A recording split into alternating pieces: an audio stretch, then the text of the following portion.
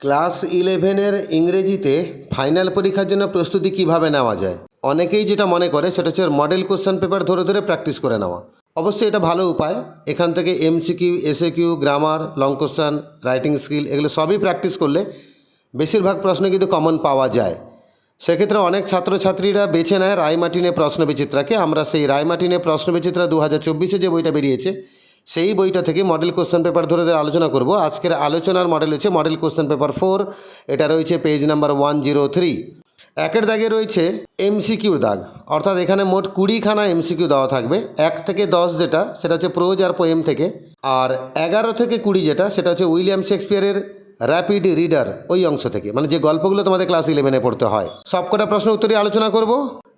একের দাগে the letter which Leela had drawn to teach Sita is. যে অক্ষরটা লীলা এঁকেছিল সিড্ডাকে পড়ানোর জন্য সেই অক্ষরটা কি? উত্তর হচ্ছে অপশন নাম্বার সি, অক্ষরটা হচ্ছে বি। 2-এর দাগে একদম যাও get out the speaker is, মানে একদম বেরিয়ে যাও, গেট আউট, এটা মোহনলালকে বলছিল। কে বলছিল? বিল বলছিল, অপশন নাম্বার বি। 3-এর দাগে don't believe I recognise you, আমার তো মনে হয় না, বিশ্বাস হয় না যে আমি আপনাকে চিনি বলে। এই কথাটা কে বলছিল? Ben price. জিমি ভ্যালেন্টাইন গল্পটা তোমাদের পড়া আছে, খুব সুন্দর গল্প। যে গল্পে বেন প্রাইস এলমোর শহরে পৌঁছে গেছিলেন জিমিকে গ্রেপ্তার করার জন্য, কিন্তু সেখানে গিয়ে দেখলেন জিমি ভালো মানুষ হয়ে গেছে এবং যার জন্য তিনি জিমিকে গ্রেপ্তার করলেন না, এবং গ্রেপ্তার না করার সময় তিনি এই কথাটা বলেছিলেন যে আমি তোমাকে চিনি বলে মনে হচ্ছে না। তো আমরা উত্তরে যাব option number D, Ben Price. 4-এর দাগে আছে the number of dying people Mother Teresa collected from the streets of Calcutta was. কলকাতার রাস্তা থেকে কতজন মুমূর্ষু লোককে মাদার টেরেজা তুলে এনেছিলেন? উত্তর হচ্ছে মোর দ্যান 36,000, 36,000-এর বেশি লোককে তুলে এনেছিলেন, যার মধ্যে 18,000-এরও বেশি লোক শান্তির মৃত্যু বরণ করে নিয়েছিল।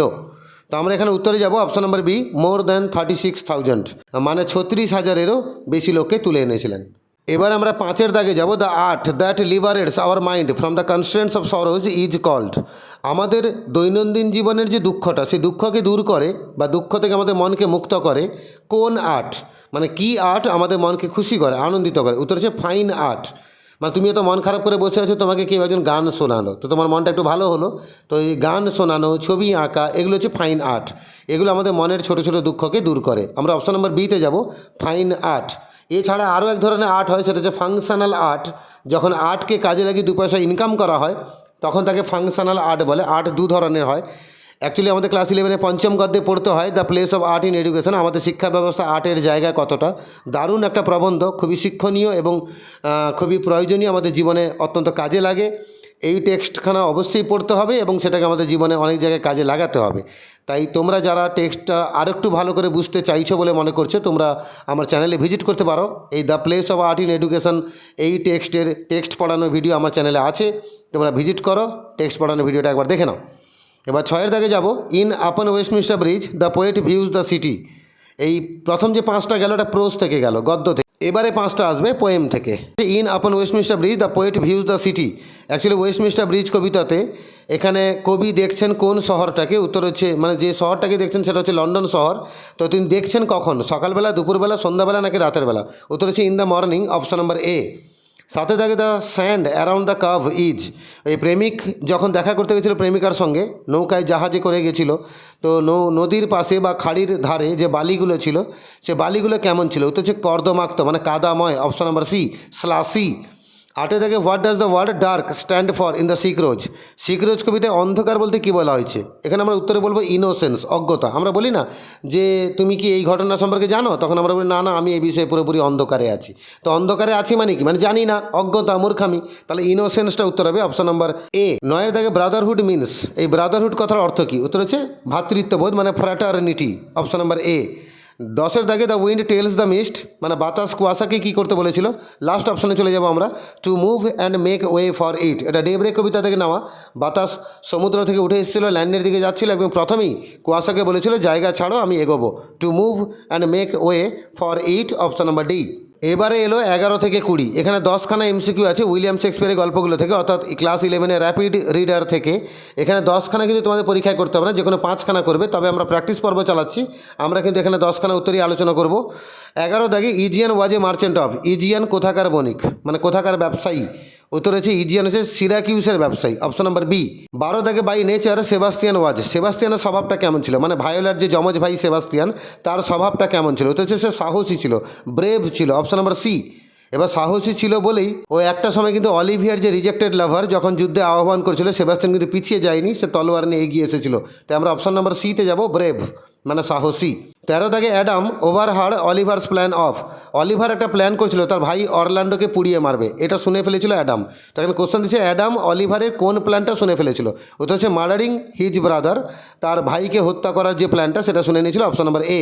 14 দাগে the person whom Desdemona loved and trusted next to Othello was. অথেলোর পরে যে ব্যক্তিকে ডেসডিমোনা সবচেয়ে বেশি ভালোবাসতো এবং সম্মান করতো বা বিশ্বাস করতো সেই ব্যক্তিটা কে? উত্তর হচ্ছে ক্যাসিও, অপশন নাম্বার সি। 15 দাগে the second spirit that appeared before Macbeth was of. Macbeth যখন দ্বিতীয়বার বনে গেছিল ডাইনিদের সঙ্গে দেখা করার জন্য, 3জন ডাইনি তার সামনে এসেছিল, কিন্তু 3জন 3 রকম আলাদা আলাদা চেহারা নিয়ে এসেছিল। তার মধ্যে সেকেন্ড যে ডাইনিটা, সেকেন্ড যে স্পিরিটটা, সে কেমন চেহারা নিয়ে এসেছিল? উত্তর হচ্ছে option number D, a bloody child, একটা রক্তাক্ত শিশুর চেহারা নিয়ে এসেছিল। আর 16 দাগে Othello's tragedy occurred because of his. অথেলোর যে ট্র্যাজেডি মানে বিয়োগান্তক পরিসমাপ্তি ঘটলো, মানে অথেলোর যে একটা মারাত্মক মৃত্যু একটা ঘটলো, তো সেই ট্র্যাজেডিটা ঘটলো কিসের কারণে? না, উত্তর হচ্ছে তার সাসপিসিয়ানের কারণে, অপশন নাম্বার সি, সন্দেহ। তার স্ত্রী ডেসডিমোনাকে সে সন্দেহ করে মেরে ফেলেছিল, সেখান থেকে তার এরকম একটা পরিণতি ঘটেছিল। আমরা অপশন নাম্বার সিতে যাব, সাসপিসিয়ান।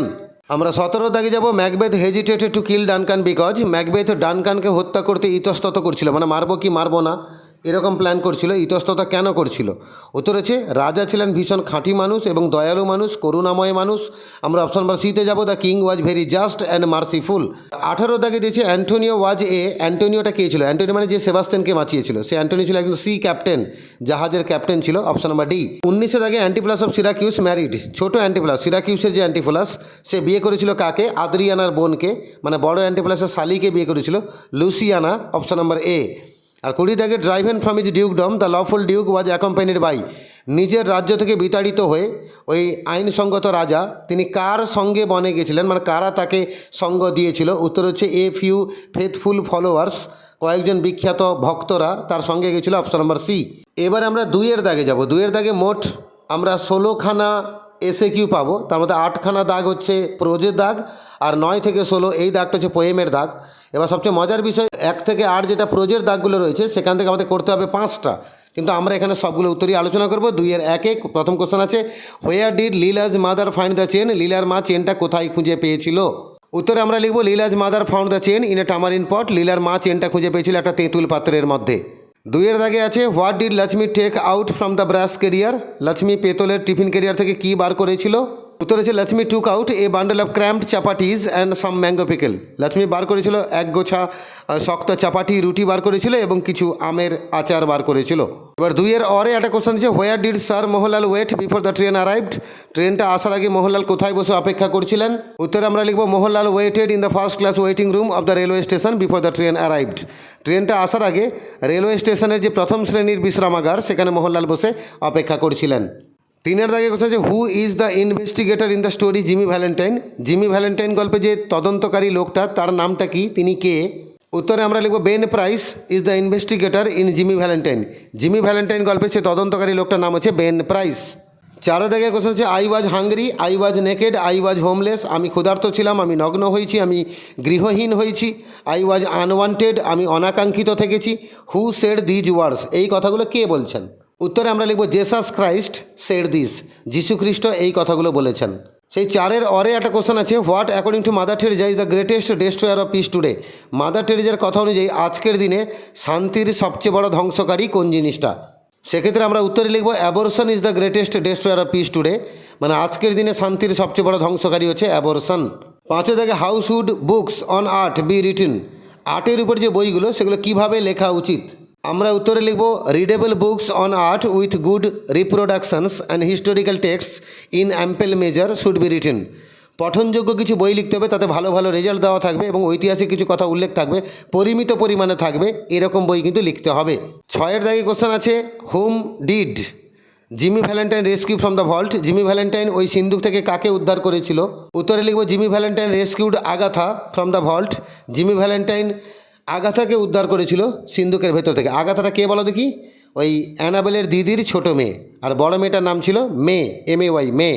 7-এর দাগে কোশ্চেন হচ্ছে, where do the roots of art education lie. Actually art education আমাদের লাভ করতে হবে, যেমনটা নন্দলাল বোস বলছেন, কিন্তু এই আর্ট এডুকেশনের মূলটা নিহিত রয়েছে কিসের মধ্যে? কী করলে আমাদের আর্ট এডুকেশনের সঞ্চার ঘটবে? উত্তরে আমরা লিখব the roots of art education lies in the observation of nature and good works of art with dedicated attention. Actually art এডুকেশনের মূলটা নিহিত রয়েছে প্রকৃতির পর্যবেক্ষণের মধ্যে এবং আর্টের ভালো ভালো বস্তুর পর্যবেক্ষণের মধ্যে, যেগুলোকে দেখতে হবে একদম তীব্র মনোযোগ সহকারে। আটে দাগে why did Lakshmi not travel by first class? Lakshmi first ক্লাসে কেন সফর করে না? উত্তরে লিখব Lakshmi did not understand English. Lakshmi ইংরেজি কথা বুঝতো না। She did not know the ways of upper class. উচ্চ ঘরানার মানুষদের আদব কায়দা, আচার আচরণ, চালচলন কেমন হয় সে বুঝতো না, জানতো না। So C did not travel in first class. এই জন্য সে ফার্স্ট ক্লাসে সফর করতো না, তার মহিলা বগিতেই সে সফর করতো। এবারে 9 থেকে 16 আলোচনা করবে, এটা পোয়েম থেকে এসে কিউ। 9-এর দাগে from where does the poet see the city of London? কবি লন্ডন শহরটাকে দেখছেন কোথা থেকে? আমরা উত্তরে লিখব the poet sees the city of London from Westminster Bridge. কবি লন্ডন শহরটাকে দেখছেন ওয়েস্টমিনিস্টার ব্রিজের উপর দাঁড়িয়ে। 9-এর অরে একটা কোশ্চেন আছে, what garment does the city of London wear? London শহরটা কী পোশাক পরেছিল? উত্তর লিখব the city of London wears the beauty of the morning like a garment. London শহর পরে রেখেছিল সকালের সৌন্দর্যকে পোশাকের মতো করে। 10-এর দাগে আছে, what does the image fiery ringlets suggest? উজ্জ্বল ছোট ছোট আংটি বলতে কী নির্দেশ করে? আমরা লিখব the image suggest that the ring like small waves looking bright. আমরা জানি যে এই ইমেজটা নির্দেশ করে সেই ছোট ছোট আংটির মতো ঢেউগুলো, যেগুলোকে উজ্জ্বল দেখাচ্ছিল। It denotes the anticipation of the lover before meeting his beloved. ওই প্রেমিকটা প্রেমিকার সঙ্গে দেখা করতে যাচ্ছিল, দেখা করতে যাওয়ার আগে তার যে মনের আবেগ সেটাকেও এখানে সূচিত করা হয়েছে। 11 দাগে, what does the dark secret love of the worm do to the rose? Actually যে কীট ভালোবাসতে এসেছিল তার যে অন্ধকার গোপন ভালোবাসা সেটা গোলাপের কী ক্ষতি করেছিল? উত্তরে আমরা লিখব the dark secret love of the worm destroys the rose. সেই কীটের অন্ধকার গোপন ভালোবাসা গোলাপের জীবনটাকে ধ্বংস করেছিল। ওই 11-র একটা অর দেওয়া আছে, what happens in the howling storm? গর্জনশীল ঝড়ের মধ্যে কী ঘটে? সেক্ষেত্রে আমরা উত্তর লিখব the invisible worm flies in the howling storm and kills the rose. সেই গর্জনশীল ঝড়ের মধ্যে অদৃশ্য কীট উড়ে বেড়ায় এবং সে একটা সময় গোলাপ ফুলকে ধ্বংস করে। 12 দাগে, what does the poet see when he looks up in the sky in the poem Brotherhood? Brotherhood কবিতায় কবি যখন আকাশের দিকে তাকাচ্ছেন সেখানে তিনি কী দেখতে পেলেন? উত্তরে আমরা লিখব he sees the stars and remembers the stars' role in human destiny. Actually তিনি নক্ষত্রগুলোকে দেখতে পেলেন এবং মনে করলেন বা তার মনে পড়ল যে নক্ষত্রদের কী ভূমিকা মানুষের ভাগ্য নিয়ন্ত্রণে। 13 দাগে আছে, the very houses seem asleep? ঘর বাড়িগুলো ঘুমোচ্ছে। What does this suggest? এটা কি নির্দেশ করে? আমরা লিখব it suggest that the people inside the houses were sleeping. এটা নির্দেশ করে যে ঘর বাড়ির ভেতরে লোকজনেরা ঘুমোচ্ছে। 14 দাগে, where does the beloved live in the poem meeting at night? Meeting at night কবিতা প্রেমিকাটা বাস করছিল কোথায়? উত্তরে লিখব the beloved lives in a farm house. প্রেমিকা বাস করে একটা ফার্ম হাউসে বা খামার বাড়িতে। 15 থেকে, what does day break imply? মানে ডে ব্রেকটা কী সূচিত করে? উত্তরে লিখব day break implies the starting of a day. Day break বলতে দিনের শুরুকে বোঝানো হয়েছে। 16 থেকে, what is the opposition that the poet offers in brotherhood? Brotherhood কবিতাতে কবি বৈপরীত্য মানে বিপরীত কথা দুটো বলেছেন, সেগুলো কি কি? আমরা লিখব the poet says that human life is very short but the night is enormous. কবি বলছেন মানুষের জীবনটা খুবই ছোট কিন্তু রাত হয় প্রকাণ্ড বড়। এটা একটা বৈপরীত্য। এবারে আমরা গ্রামারের দাগে চলে যাব। 4-এর দাগে গ্রামার আছে। 4-এর এতে 7খানা গ্রামার আছে। ডু অ্যাজ ডাইরেক্টেড ব্র্যাকেটে বলা আছে কী করতে হবে। 7খানা গ্রামারই আমাদের জানতে হবে। আমরা উত্তর আলোচনা করব। 1-এর দাগে, can't you do something Raf said Annabel? Annabel বলছে র্যাফ তুমি কিছু করবে না, এটাকে ন্যারেশন চেঞ্জ করতে বলেছে। আমরা উত্তরে লিখব Annabel asked Raff if he could not do something. Annabel র্যাফকে জিজ্ঞেস করছে সে কিছু করতে পারবে কি না। 2-এর দাগে আছে ব্লো ইয়োর ক্ল্যারিয়ন বাজাও তোমার বাঁশি সিঙ্গাধ্বনি। ভয়েস চেঞ্জ করতে বলেছে, আমরা লেট দিয়ে উত্তর করে দেবো। সেক্ষেত্রে উত্তর হবে let your Clarion B blown, তোমার সিঙ্গাধ্বনি বাজানো হোক। 3-এর দাগে আছে হি রেয়ারলি স্পোক হিন্দুস্তানি। এটাকে কমপ্লেক্স করতে বলেছে। আমরা লিখব it was rare that he spoke Hindustani. 4-এর দাগে আছে লাভ বিগিনস অ্যাট হোম। একে ইট দিয়ে বাক্যটাকে শুরু করতে বলেছে। এক্ষেত্রে আমরা লিখব it is love that begins at home. 5-এর দাগে আছে Lakshmi was shorter than average Indian women.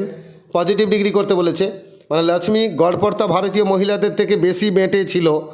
তার মানে আমরা উত্তরে লিখব বেশিরভাগ গড়পড়তা ভারতীয় মহিলারা তারা কিন্তু লক্ষ্মীর মতো এতটা বেঁটে ছিল না। আমরা লিখব average Indian women were not as short as Lakshmi. 6-এর দাগে mister Adams was very proud of it. এখানে প্রাউডকে নাউন করতে বলেছে। উত্তরে লিখব mister Adams took much pride in it. Much pride করতে হবে এবং প্রাইডের পরে ইন বসাতে হবে। 7-এর দাগে the invisible worm has found out thy bed. অদৃশ্য কীট তোমার বিছানা খুঁজে পেয়েছে। নেগেটিভ করতে বলেছে, তার মানে সেই কীটটা যেটাকে চোখে দেখা যায় না, দিলে আমাদের নেগেটিভ হয়ে যাবে। আমরা উত্তরে লিখবো the worm which is not visible has found out thy bed. সেই কীট যেটা ভিজিবল নয়, দৃশ্যমান নয়, সে তোমার বিছানা খুঁজে পেয়েছে। এবার 4-এর বিদাগে আর্টিকেলস অ্যান্ড প্রিপোজিশন দিয়ে 6খানা শূন্যস্থান আছে, পূরণ করতে হবে। আমি উত্তর সহ বাক্যগুলো বলে দিচ্ছি। I never forget an opportunity I had in visiting a home where they had all these old parents of sons and daughters who had just put them in an institution and forgotten may B.